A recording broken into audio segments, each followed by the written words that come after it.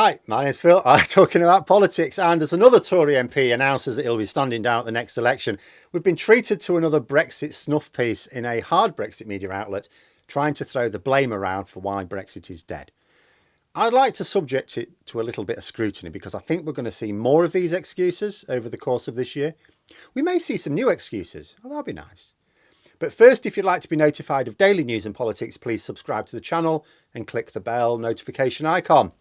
So I think if you ever want to see just how powerful an impact a clever strategic campaign can have on the electorate, because like people at the moment, you voting intention, if there's a general, the Tories are on for a right hiding, and people are getting excited about the fact that the Tories may end up with fewer than 100 seats, and you're thinking, no, we haven't had a campaign. The campaign will change things a lot. Yes, it looks like they're going to lose, but the campaign will change things a lot. And if you want to see just how powerful a campaign is, and bear in mind, if campaigns weren't powerful, they wouldn't spend so much money on them. But if you want to see it as a snapshot, look no further than the polls for the public's view of Brexit. Before the Brexit campaign, nothing close to enough people who wanted to leave the EU. Why would they? Just like in other EU countries, yes, there was a solid minority, but not enough to make you think leaving was a serious prospect. It was enough to end up with a proportional representation system, to have UKIPers ending up in the European Parliament. Sorry about that, but other countries do the same. But there weren't enough to win a referendum on leaving. But then, after a very clever and incredibly illegal and deceitful campaign, a small majority thought it might be a good idea after all. But by the end of 2017, this was no longer the public's view. Why not? Nothing had changed. Nothing had really happened. We were still in the Article 50 period, only just in the Article 50 period, in fact. It was only a couple of months old. Why has suddenly people changed their minds?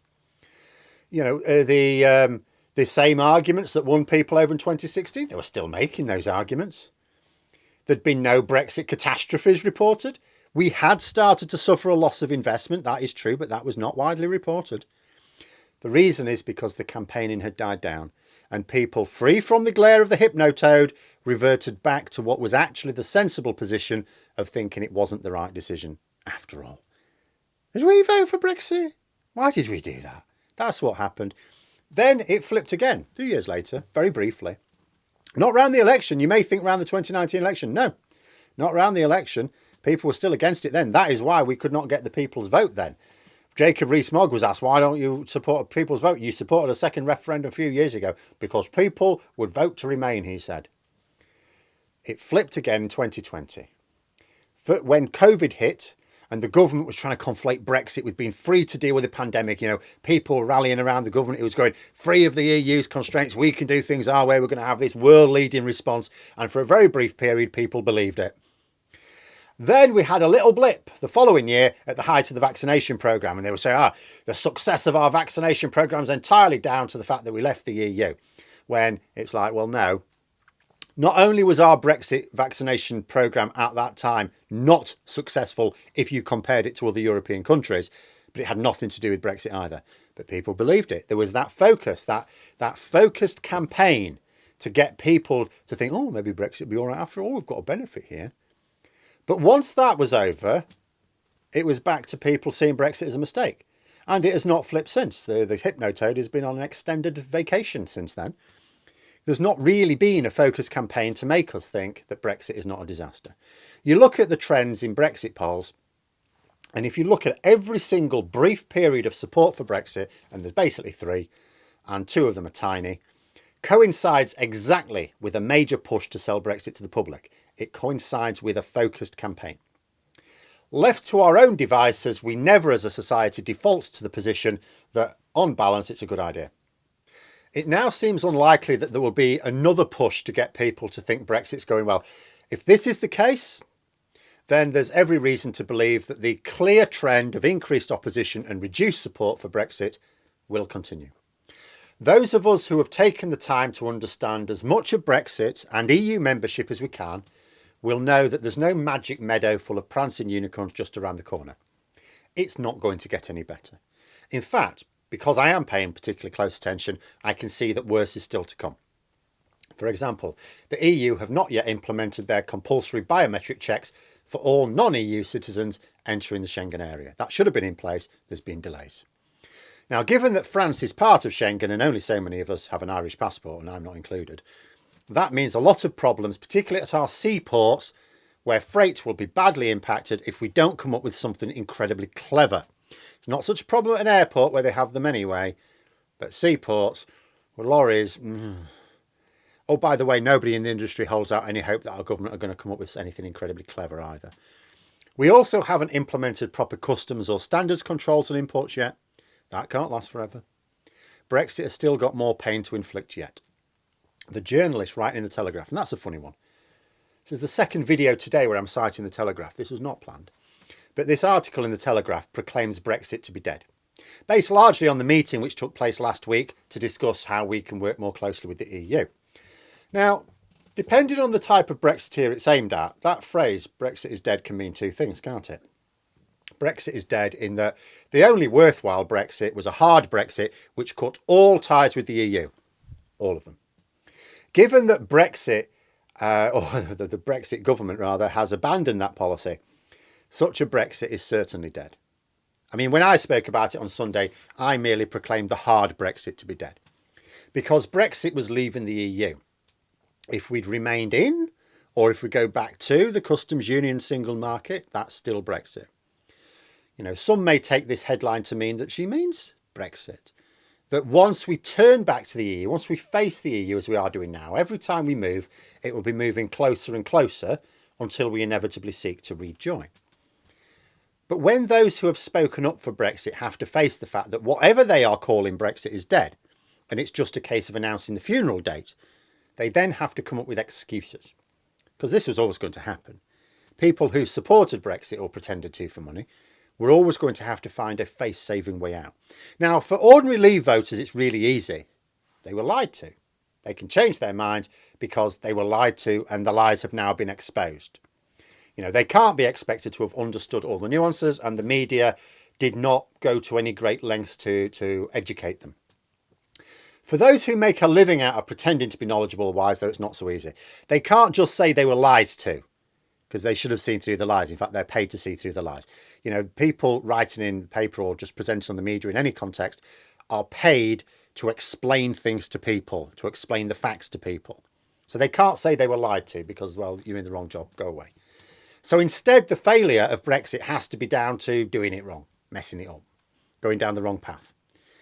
You know, in the article, the author, Jacobs, cites three main groups with failing Brexit. Theresa May, the political class, and finally she says Brexiteers themselves probably have some share of the blame. It's very nice of her. But let's go down the various reasons given in this article, because I think we can expect to see the same excuses time and again before the end. So the first is blaming Theresa May. Now, what's she blaming her for? For pissing away her majority, which she said sacrificed her negotiating position with the EU. This is nonsense. Yes, losing her majority made her job more difficult, but not in the EU, in Westminster. What hurt our negotiating position, you can argue David Cameron did. David Cameron turned down our turn at being the EU president. Very noble. I don't criticise it. It's a very noble thing to do. But strategically, not so clever. We would have had 6 months where we get to set the EU agenda. We turned that down. Now, this is something I point out when some try and suggest that the EU is better off with the UK, as if the UK was just like a gremlin causing trouble all the time. Farage and his cronies aside, and they could only cause so much trouble, they hardly ever went there anyway. Our government never actually caused trouble in the EU, not more than any other member when it wanted something anyway. We turned down the chance to control the EU agenda, just as it would have been bloody useful in steering the early part of the Article 50 period. We also recused ourselves from EU business under both Theresa May and Boris Johnson. You know, throughout all that period of time, we were still full EU members. We had a right to sit at the table and make our views known and vote on measures that were for the long term. But we said, no, we're leaving. You know, we'll leave that up to you. We're not going to interfere. They said stupid and insulting things in their jingoistic efforts to rally supporters back home, which is why maybe people think we behaved badly. But actually, in terms of EU business, no, we didn't. But what leverage did we lose with May losing that majority? The reason she called the election is because her majority wasn't large enough to get a deal through Parliament. The ERG were going to block anything that was not the hardest possible Brexit. You know, when it came to exiting the EU, May didn't have a majority to begin with. And there was no way she was going to work with Labour on a mutual agreement, because the ERG would have blown her precious party up. What leverage did she have with the EU, with or without a majority? None. The only thing even Brexiteers can come up with was threatening the no deal. How long did they go through? We need to threaten the no deal to extract concessions. The EU knew that MPs were never going to leave without a deal. And that would not have been changed by adding more moderate Tory MPs to her ranks in a more successful election campaign. Then she says the political class who saw Brexit as purely damage limitation. Well, there's a reason for that. Hardly any MPs wanted this. It's just that those who did had suddenly become influential on both sides of the House. Let us remember that there is no debate about whether Brexit is a good or bad thing for the UK amongst experts. It is, and always was, roundly debunked by economists, trade experts, most politicians. The fact that the media presented one-on-one debates between the tiny number from each group who would say it was a good idea for whatever reason, and a small fraction of the 99% of the rest of their industry who were saying it was nonsense, to give the impression that actually it was a balanced view. That didn't make it a balanced view. Anyone paying attention knew it would be a mess.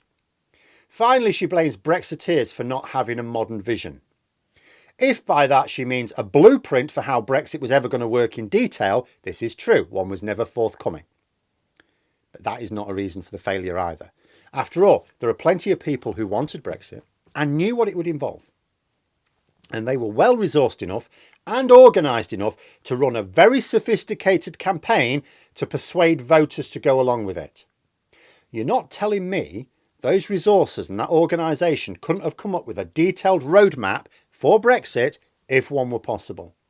But none were forthcoming, because the only astute Brexiteers, the only ones who knew what it was going to do, were those who either wanted the economy to collapse so they could make a fortune on the bonds market, or those who wanted to deregulate our economy in order to squeeze more profits out of a workforce which already had the weakest rights in Europe, or amongst the weakest rights in Europe.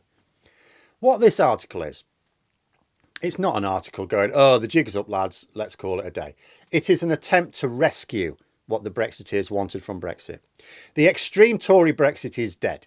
There's no point in persisting with it, some are now coming to realise. But canny Brexiteers will know there's no quick path to the EU, so there's opportunity still. So they may accept that Brexit is dead, but say that there's still a way that people can get what they voted for with a different path. Which does not include, by the way, moving more closely with the EU. This will apparently not be Brexit, because they'll claim Brexit was the other thing. That was the other thing, the thing that's dead. There's this other thing that's not Brexit, but sort of does the same thing. If, as I say, there's no longer any future populist campaign which gets people to turn back in favour of Brexit, as now seems incredibly unlikely, even the Conservative government have now about-faced on that, then those behind it will aim instead to just run the same campaign under a new banner. See, I don't read articles like this and say, oh look, a Brexit paper's accepting that Brexit is over. I see them identifying that the current path is blocked to them and attempting to still steer the public off course via another path instead. You know, the Brexit rats are not leaving the sinking ship for the sea. They're just trying to find a more seaworthy vessel to continue the same journey. But there we are. Those are my thoughts. Let me know yours in the comments below. Hope you found the video interesting. If you did, please click the like button. And if you'd like to support the channel further, the join button for memberships. And until next time, I'll see you later.